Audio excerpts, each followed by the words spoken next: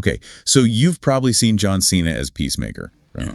Maybe even caught his pretty wild solo show. Oh, yeah. Hard to miss. But did you know that character, believe it or not, actually goes all the way back to 1966 in the comics? It's a fascinating history, really. Much longer and stranger than most people probably realize. Exactly. So today, we're going to trace that journey. How Peacemaker went from this like obscure comic book footnote to the phenomenon he is now. It's quite the ride. A character built on a paradox right from the get-go. Where do we even start? Well, you got to go back to the beginning, right? Before DC Comics was even in the picture. Right. Charlton Comics. Exactly. His story kicks off in the 60s with Charlton. Peacemaker first showed up in Fightin' 5, issue number 40. That was November 66. And created by Joe Gill and Pat Boyette. Yep. And what's really interesting is he started as just a backup story, like filler almost. But people liked him. Apparently. He got popular super quick. Popular enough that Charlton gave him his own 5-issue series pretty fast. Became one of their main guys. And the concept itself was pretty out there from the start, wasn't it? Christopher Smith, the civilian identity. Oh, yeah. He was, get this, a pacifist diplomat. Yeah. Like a U.S. peace envoy attending arms conferences in Geneva. But secretly designing weapons. Deadly ones. High-tech stuff. It's this core contradiction right there on page 1. That's the hook, isn't it? This guy dedicated to peace through violence. Totally. And they showed it. There's this mission against a terrorist named Bork. Smith tried diplomacy, tried talking. Didn't work. So he suited up? Reluctantly, yeah. He donned the Peacemaker costume, basically saying, look, sometimes violence is the answer. It has to be met with violence, but only, this was his key thing, when there is no other recourse. And that idea, that sort of extreme justification for violence in the name of peace, that really sticks with him, doesn't it, through his whole history? It absolutely does. It's the central, tragic irony of the character.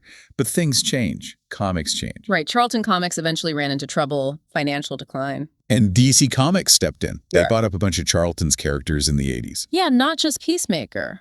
Blue Beetle, Captain Atom, The Question. A lot of now familiar faces came over then. So Peacemaker makes his big DC debut in Crisis on Infinite Earths, issue 6, 1985. And Crisis, I mean, for anyone who doesn't know, that was the huge DC event. Basically wiped the slate clean, collapsed all the parallel universes. Total reboot, allowed them to integrate these new characters, give them fresh origins. And for Peacemaker, fresh meant significantly darker. They didn't just copy-paste him. Oh, not even close. They took that core paradox and, they layered on a lot of trauma. A lot. His new origin. Christopher Smith became the son of Wolfgang Schmidt, an ex-Nazi SS officer. Responsible for, 50,000 deaths? Just horrific stuff. And then Schmidt killed himself right in front of Chris on his 5th birthday. Wow. Okay. That's dark. His mom changed their name to Smith, tried to escape it. Chris grew up, joined the military, seemed okay for a bit, but then... caught up with him. Big time. Court-martialed. Thrown in jail for opening fire on an innocent village. Killed civilians. So they really leaned into this idea of generational trauma, how that past shapes him, twists his idea of peace. Exactly. And while he's in prison, he gets this offer. Join a secret government anti-terrorist group called Project Peacemaker. A pardon in exchange for service. Yep. He takes it, but the project gets shut down eventually. Didn't matter to Chris, though. He was too far gone. He just kept going on his own as the vigilante peacemaker. And this is where things get really weird. His mental state just completely fractured. Yeah. He starts hearing his dead father's voice constantly, pushing him. And he starts believing, truly believing, that the souls of people killed by terrorists are living inside his helmet. Driving him to be even more violent for peace. Exactly. His commitment became absolute. Any means necessary, no matter how brutal. Kill everyone to get peace. That's a heck of a character arc from the Charlton days. Much more psychological. Oh, absolutely. And his 1988 solo series, just 4 issues, really dug into that. His family's worried he's completely lost it. He's fighting villains, but also literally arguing with the ghost of his Nazi dad. It sounds intense. It was pretty wild. After that series, though, he kind of faded a bit, didn't he? Yeah, he wasn't exactly A-list DC material for a long time. Popped up here and there, Checkmate, Suicide Squad, but no major solo spotlight for years. He was definitely more of a deep cut for comic fans. Right. Until relatively recently. Although it's funny, just before the movie blew up, there was that little retcon in the Suicide Squad comic in 2021. Oh, yeah, where they kind of hinted back at the diplomat origin again. Sort of, yeah. Waller recruits him, throws him in charge. It just shows how flexible the character is, how writers can tweak him. Which I guess perfectly set the stage for what came next. Absolutely. The game changer. James Gunn's The Suicide Squad in 2021. John Cena. I mean, wow. That performance was everything, wasn't it? He just nailed it. That mix of humor, the sort of clueless intensity, the satire, but then surprisingly deep moments, too. Totally. And Cena himself running around in costume for all the marketing.